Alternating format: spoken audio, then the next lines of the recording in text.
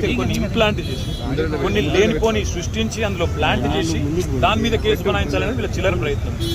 నేను చిట్టినాయుడు గారికి చెప్పేది ఒకటే, ఇవన్నీ డ్రామాలు చేసినా, ఎన్ని కథలు పడ్డా, ఎన్ని అక్రమ కేసులు పెట్టినా, నువ్వు రైతు భరోసా ఎగ్గొట్టింది ప్రజలకు తెలుసు, నువ్వు మాట తప్పింది తెలుసు, 420 హామీలు ఎత్తగొట్టింది ప్రజలకు అర్థమైంది.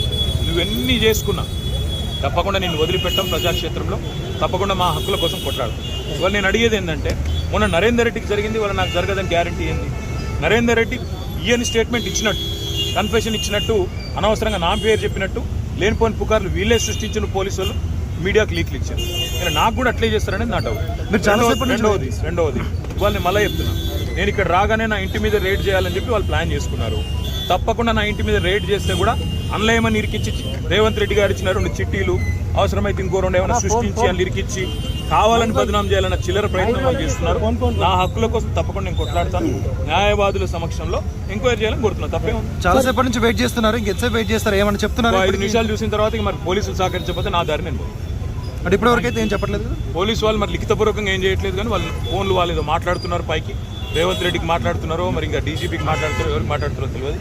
వాళ్ళు ఏం చెప్తారో దాన్ని బట్టి నా తత్పర. సార్, ఇప్పుడు అడ్వకేట్స్ అనుమతి లేదు అనేది అయితే నిబంధన లేదు. అడ్వకేట్స్ అనుమతి లేదు అనేది తప్పు.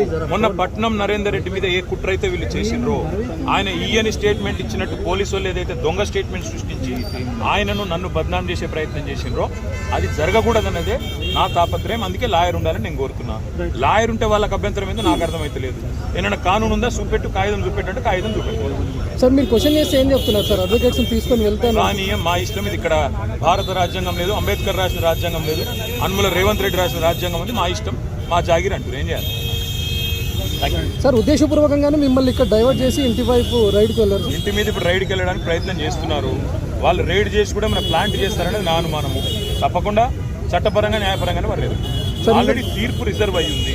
అయినా ఈ డ్రామా చేయాల్సిన అవసరం ఏముందో పోలీసులకి తెలుసు. ఈవెన్ ఫామ్ హౌస్ కేసులో కూడా ఇంటి దగ్గరకు వచ్చి ఎలాంటి అనుమతులు లేకుండా వచ్చి డ్రామా చేసి అక్కడ ప్లాంట్ చేసి రేవంత్ రెడ్డి ఇచ్చిన కొన్ని ఆడ పత్రాలు పెట్టి లేదా ఇంకోటి పెట్టి కేసులు పెట్టి ఇరికేయాలన్నది వాళ్ళ తాపత్రయం. అన్నింటినీ కూడా న్యాయపరంగా ఎదుర్కొంటాం.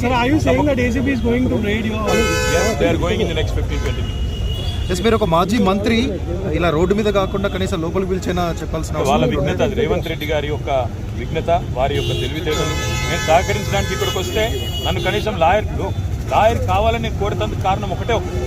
మొన్ననే పట్నం నరేందర్ రెడ్డి విషయంలో వీళ్ళు చేసిన కుట్ర, రేవంత్ రెడ్డి డైరెక్షన్ ప్రకారం పట్నం నరేందర్ రెడ్డి మీద ఇవ్వని స్టేట్మెంట్ ఇచ్చినట్టు అభూత కల్పనలు సృష్టించి, ఊహాజనితమైన వార్తలు సృష్టించి బదనాం చేసే ప్రయత్నం చేసి ఆయన కన్ఫెషన్ ఇచ్చిండు, కేటీఆర్ను ఏం చేసిండని లేనిపోని కథ చేసిండు.